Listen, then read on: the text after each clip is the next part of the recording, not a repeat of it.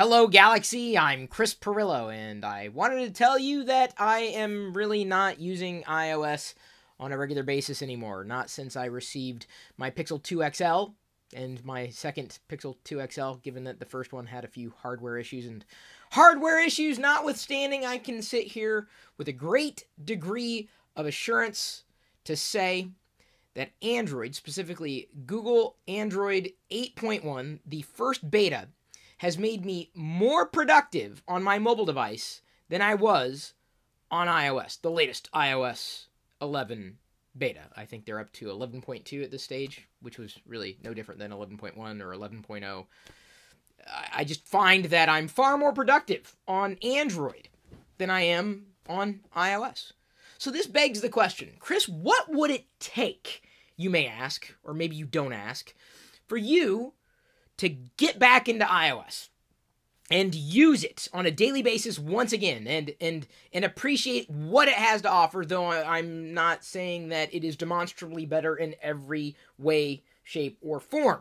Either one, because it's all relative. What's better for you is probably not what's better for me. Hang on. Did you hear a knock? Was someone knocking on my phone?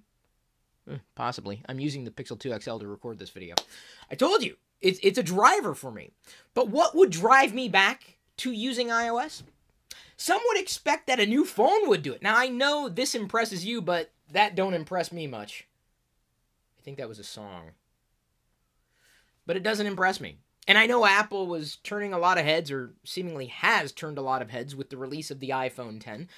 I still do not have an iPhone X, nor do I believe that an iPhone X in my hand would change my mind, because it's not about the hardware, even though it's new. Yeah, it's the radical new direction of Apple, right? And this is what everybody was excited for, but it's the same old thing to me.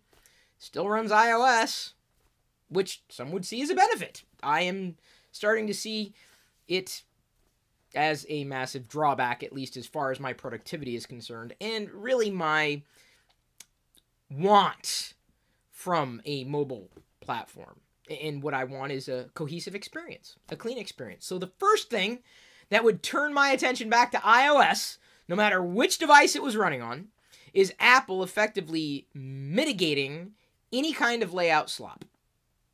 Like, if you've been paying attention to me for longer than a week, that should not come as a surprise to you at all. Like the layout slop that is inherent in the default applications that ship with iOS. And I'm talking about design incongruencies and the lack of polish. We're talking about pixel differences. The things that most people don't see. They don't see like the horizontal rules being misaligned, or improper padding on one side of, say, an email header versus the other side. These are just egregious oversights as far as I'm concerned, certainly from a company that's allegedly known for its design prowess.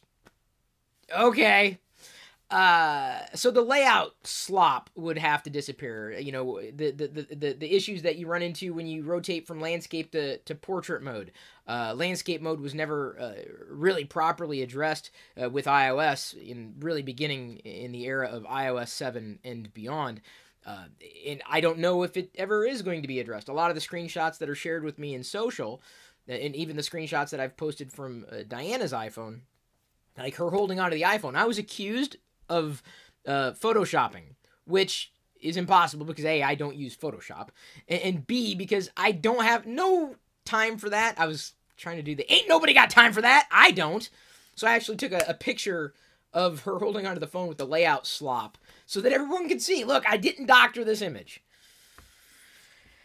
So layout slop would have to be one of those things. The second thing that iOS would need to do is effectively to pull me back into iOS, what Apple would need to do is reboot the design ethos once again. I had no problem with skeuomorphism back in the day. I guess I still don't have a problem with skeuomorphism. Yeah, it may look dated by today's measurements, but I thought that it was well executed. And if skeuomorphism is executed well, and it's cohesive in being an emulation of these real world objects in this digital device, I guess I don't have a problem with it. It was true to its roots in being skeuomorphic, iOS, up until iOS 7. I just can't deal with the way that Apple seems to lack any kind of design direction. And this is never more apparent to me than the way I see Apple managing breadcrumbs, specifically in iOS, even more specifically on the iPhone X.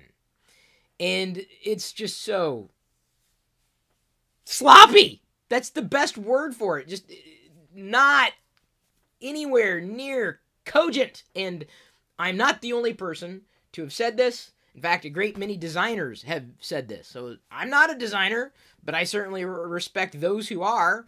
That those who don't, you just cause this affront to my senses and sensibility to claim that what Apple is pushing down the pike is anywhere near, award-winning, unless you're talking about the worst possible experience on a mobile device you could ever receive. Well, yeah, they would win that award.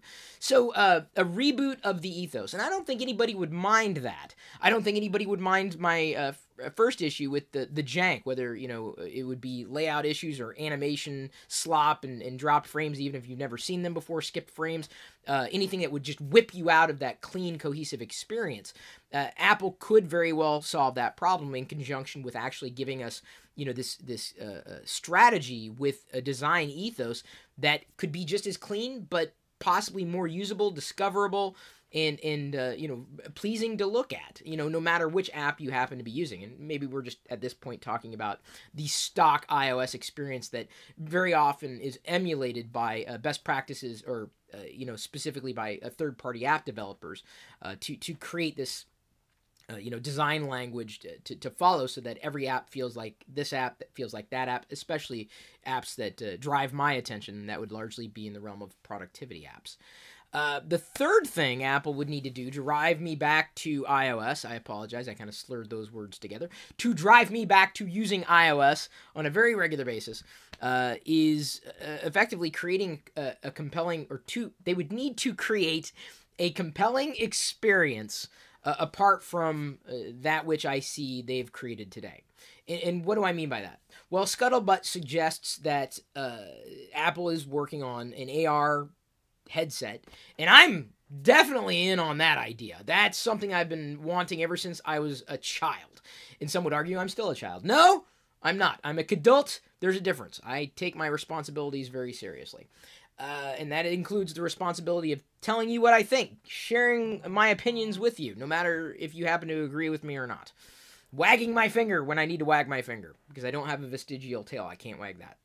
The prospect, though, that Apple would create a different piece of hardware that would complement the rest of its ecosystem could drive me back, especially if it was something that hadn't been created before and is a compelling experience in and of itself. If they are, as it's been alleged, working on a new platform for a new type of experience, something that I would want in my life, that I need in my life, that no one else is coming close to doing, that would pull me in. I can tell you I've been insanely disappointed with the complete lack of options in smartwatches today, apart from, I'm going to say it, Apple Watch being close to a best in class. What happens to be the Apple Watch's shortcoming, however, is that you need an iPhone. It needs to be, connected to the iPhone in one way, shape, or form to configure or what have you. That is Apple's business model. So if Apple creates, as it's been suggested, this AR thing with prescription lenses and floating clocks and all the other stuff, that could pull me back in, especially if I know what's going on. I'm getting notifications. I forgot to mute y'all. Hopefully you didn't forget to mute me. Otherwise you're going, what is he saying? I don't know what's going on. So welcome to the average, time with Chris. Notifications are everywhere, and I forgot to mute them. I'm pushing through, nonetheless, as I'm pushing through life. The idea, though, that I could only use that gear specifically with an iPhone would have me gritting my teeth, but that would possibly pull me back in. I'd be very angry about it. It would be a reluctant shift because I believe that's something that I've always wanted. Google Glass didn't even come close. My hope, again, is that there would be a compelling and a viable alternative to whatever Apple's creating. And that is really, I think, the finer point I'll put on it. Android, specifically the way Google's executing upon it, is a compelling alternative to iOS. iOS really doesn't do anything incredibly unique, for the most part, that Android doesn't. They do virtually the same things differently. And yes, there are exceptions to that. I'm not talking about, well, Apple or iOS is the only thing that does that, or Android's the only one that does this. No. I'm saying that for the most part, you can get the same things done on both platforms. For the most part. And that, to me, creates competition, or enough competition in the marketplace for each one of those major platforms to one-up each other. That would be my hope, that Apple would not be the only entity that would specifically be looking into future computer interaction models and invisible, pervasive technologies. Man, that was a notification from a different gadget. Thank you, by the way, for turning on notifications for my videos. I do appreciate that. It's this little icon that you press somewhere on a YouTube page. I don't know. And of course, you may have also wanted to turn on notifications not just for this channel, but for the other one, youtube.com/LockerGnome, where I do the LockerGnome Daily Report on weekdays.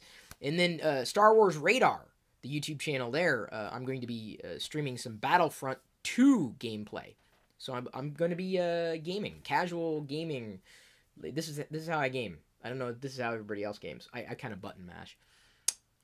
The thing that I wanted to say, though, is everything that I needed to say. Those are the reasons or the possibilities of me getting pulled back into iOS is something that is interesting, compelling, useful, and not downright annoying. But until Apple makes those changes, I'm kind of like, well, I'll look at it. I'll try an iPhone, but beyond that, it's iOS. That's not an accolade, by the way. So I could keep talking about this for hours, and I'm not going to today. Maybe in TLDR later. Thank you again for paying attention. Thank you again for all your support, your comments. Even if we disagree, I appreciate it. Especially if you're in Discord chat, I pull that up during the live videos. You can become a patron of mine, patreon.com/Chris Pirillo. You can become a sub of mine over at twitch.tv/Chris Pirillo. What did I just say there? I don't know. Who am I talking to? There's nobody off camera. It's just me in the room. Me and a very virtual version of me. Still there. I really do love you when I say that. Not just because I'm holding on to Lego bricks that I happen to love. I love you. I appreciate you. And at this point, I'm going to leave you to your own devices. May the Force be with you. Oh, yeah, and don't forget that this week we're going to try to do the whole seeing if you want me to get an iPhone 10, and if you do, you're going to crowdfund it because I'm not going to buy it myself. You have the possibility of changing my destination, at least with the iPhone 10. Did you know that? Have you been listening? Maybe not. You're still listening now, aren't you? Okay. Really, I'm done. Stop the video. Stop. Go watch another video of mine.